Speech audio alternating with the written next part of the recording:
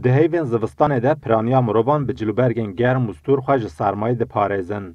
لکردک جزیره بوتان ده سر و سرما چلی زوستان ده جی دست جملوانی برنا ده و اف 6 سالن هر روش خود آویجه ناف آوینسار و جمدی.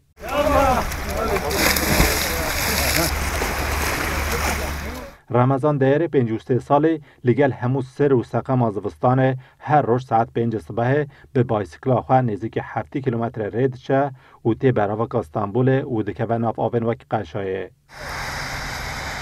رمضان دبیجه تجرا آوا جمدی جبوی نبویه کشه و او وی سپوره جبو خواهک درمانه که دبینه. زبستان آوین برفه جی برف نبه هم دکوی آوه.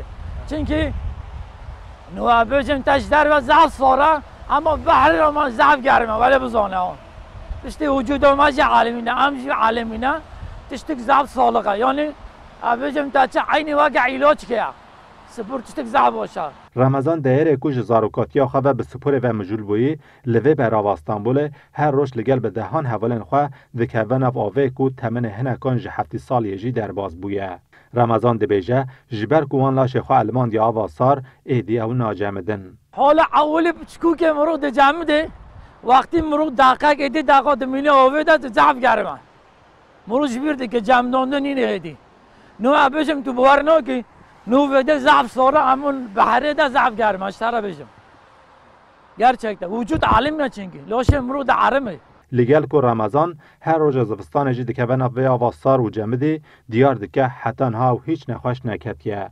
اما عمر من بیا پنجی و زیده جیا عروش که جی نه زوستان نه آوین خوده نه که قسمت هیچ انا کتما نخوش انا چما دکتر جی اما دوزانه برچه چما سب چی سب سپوری سب بحری سب سقلیت نه سپوری دکم سالقا باش الحمدلله دوزانه توصیه همین کسی کن توبی انسان به بحری به سپوری بگه خود نو جمده شر راستی بجم.